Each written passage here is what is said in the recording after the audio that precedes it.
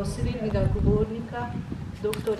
Antona Veluščka, arheologa, znanstvenega svetnika, člana Vladne komisije Republike Slovenije za reševanje vprašanj prikritih grobišč ter člana upravnega odbora Nove Slovenske zaveze. Gospod Anton, izvolite.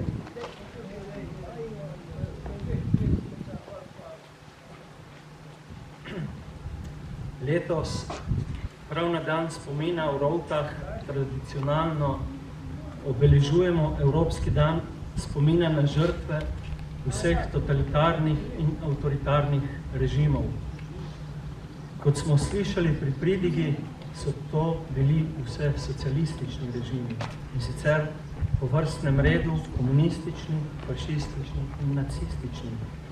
Glede na aktualno invazijo ilegalnih, večinsko muslimanskih migrantov na stari kontinent, pa naj bo kot opozorilo, da se ob tem spomnimo še na podobno brutalne islamske režime, kot sta talibanski v Afganistanu in ajatol v Iranu. Če drugi in tretji izem poznamo predvsem iz zgodovinskih knjig, nas v danem trenutku politični zavezniki, komunisti in islamski fundamentalisti še kako opozarjajo nase, ko njuni privrženci vsakodnevno terorizirajo po ulicah naših mest.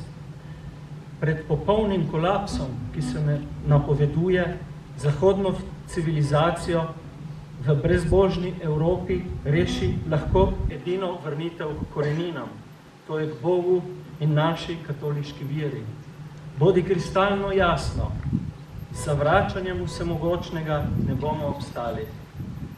Slovenija, tako smo prepričani, da je naravni biser med Jadranskim morjem, Alpami in Panonsko ravnico, je doživela ali se srečala z vsemi. Pred stoletji na prehodu iz srednjega v novi vek so po naših zgodovinskih deželah pustošili islamski Turki. Veliko bolj usodno je bilo leto 1941, ko so si našo domovino med seboj razdelili 4 okupatorji drugega in tretjega izma, Nemci, Italijani, Madžari in Hrvati. V vojni vihri, ko so bile življenjske razmere same po sebi težke in nepredvidljive, je iz podzemlja dejansko in v prispodobi na glavni oder zgodovine stopil peti, tokrat domači zavojevalec, ki je pod vodstvom maloštevilne, toda versko blazne skupine brezbožnih komunistov sprožil neverjetno sebično vojno, katere nikoli ni bil primarni cilj narodna osvoboditev, temveč prihod na oblast, na kar med drugim kažejo tudi dolga leta prikrivani in zanikovani tajni pogovori in sporazumi med komunističnimi partizani in okupatorji. Opozorimo na visoko Titovo odposlanstvo pri vodi nemških okupacijskih sil v Zagrebu v marcu leta 1943. Toda, kot ničkolikokrat med drugo vojno, so tudi v tem primeru komunisti imeli politično gledano srečo, da niso predstopili, kot pogosto sami opredeljujejo, na nepravo stran zgodovine. V nasprotju z načrtom jih je najprej zavrnil sam Hitler, ki z banditi ni hotel sodelovati in zatem tudi zahodni zavezniki so se izkrcali drugod, ne na vzhodno-jadranski obali. Podobno je bilo v Rovtah. Pod pretvezo narodne osvoboditve so komunistični partizani izvajali zločine nad brati po krvi in se v zavetju teme na skrivaj dogovarjali s tujcem, okupatorjem, na kar slehernika opozarja spomenik o križišču za smrečje v Sovri, ki so ga sicer kot dokaz, da si lahko privoščijo vse, kar si zamislijo, hinavsko dali postaviti ravno oni, ki so stali za zločinom. Božja volja in svetovne okoliščine so tako narekovale, da je komunistom s pomočjo partizanske vojske uspel pohod na oblast. Ne popolnoma, trdimo, kajti duha svobode pri mnogih posameznikih in nekaterih družbenih skupinah nikoli niso mogli povsem zatreti.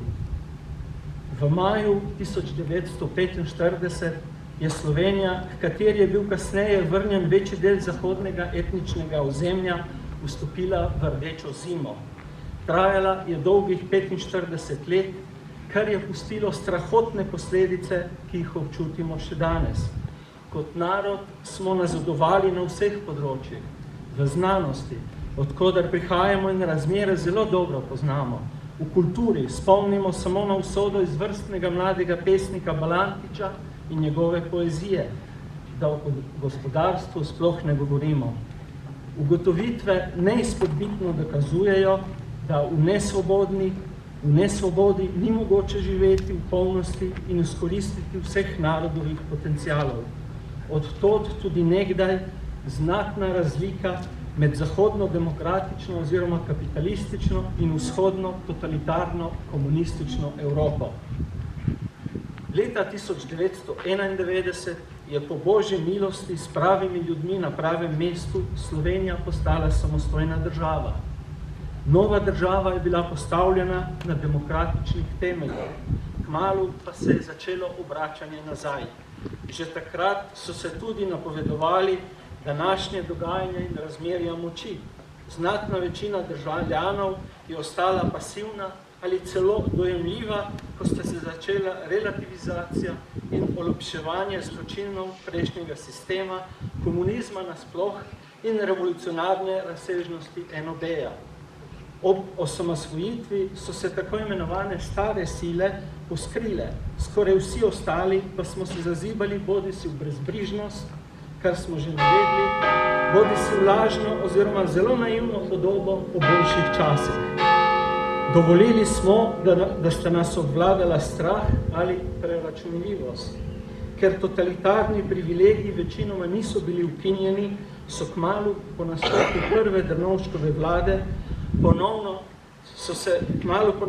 prve Drnovškove vlade kmalu začeli vzdrževati in obnavljati takrat že zelo načete, to da simbolno izjemno pomembne spomenike posvečene NOB-ju in revoluciji. V sredini desetletja se je iz ropotarnice v javno življenje korak za korakom vračala s krvjo prepojena zločinska rdeča zvezda. Pred desetletjem in pol so demokratično ozaveščeni posamezniki res da uspešno preprečili ponovno poimenovanje ceste v Ljubljani po diktatorju Titu. Toda v Radencih Titove ceste kljub znatnemu trudu župana Leljaka niso uspeli preimenovati v cesto osamosvojitve Slovenije. V bran je stopila sodna veja oblasti, ki je tudi po vsem bolševističnemu kočevskemu procesu priznala legitimnost. Enako so legitimirali totalitarno sodno farso proti generalu Rupniku. Zdi se, da imajo nosilci starega reda vse v rokah in da pod nebom ni več mogoče ničesar spremeniti. Češ njih je veliko in so močni, nas je pa malo. Njegova eminenca, kardinal Robert Sarah, je nekoč izjavil, navajam, ne bojmo se tega, da nas je malo, bojmo se mlačnosti. Kristus je odrešil svet z 12 apostoli, ne z množicami. Izpostavljeni posamezniki, kasneje so se jim pridružila organizirana društva strani države, pa je bila ustanovljena komisija za reševanje vprašanj prikritih grobišč, se že od let tik pred osamosvojitvijo trudijo razkrivati najtežje zločine totalitarnega režima. Po njih delih vsi poznamo imena, kot so Šentvit, Teharje, Strnišče, Petriček, Huda jama, Macesnova gorica, Iška, Krimska jama, Črtomir na Vode, Angela Vode, Agop, Stepanjam in tako naprej. S krvjo mučencev prepojenih posvečenih mest in tragičnih usod ni videti ne konca ne kraja. Iznos posmrtnih ostankov več tisoč ljudi iz hrastniškega hriba bi zagotovo predstavljal tehnično izjemen in finančno zelo velik izziv, zaradi česar se zdi, da je njihova usoda za vekomaj zapečatena. Toda bodimo optimisti in se tudi mi obračamo s prošnjami k vsemogočnemu, da bi bile nekoč, morda ne tako daleč proč, molitev in prošnje številnih rovtarjev, Šentjoščanov, Ložanov in drugih vendarle uslišane, da bodo tudi ti človeški ostanki, kot nam velevata naša vera in tradicija, končno lahko položeni k zadnjemu počitku posvečeno zemljo. Ker so tudi varuhi vrednot enobeja in revolucije spoznali, da resnice ni več mogoče skrivati in tlačiti, se v naši vsakodnevni stvarnosti tokrat zataknilo pri zdravem okolju po vsem običajnem civilizacijskem opravilu, pri pokopu.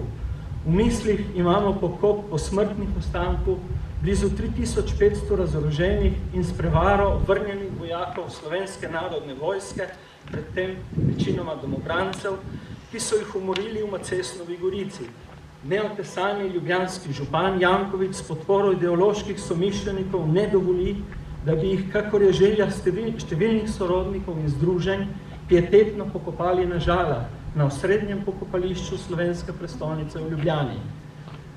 Kljub ostremu nasprotovanju se tok zgodovine obrača v drugo smer, nepričakovano in z veliko naglico. Po političnem preobratu v vodenju države po zadnjih državnozborskih volitvah je v juniju stopila v veljavo novela zakona o prikritih vojnih grobiščih in pokopu žrtev, ki to zadevno veliko obeta. Določa, da se posmrtni ostanki neidentificiranih delov skeleta pietetno in trajno pokopljajo na pokopališču Žale v mestni občini Ljubljana. Novela vrača dan spomina na žrtve komunizma, ki se ga bo odslej uradno obeleževalo vsako leto 17. maja.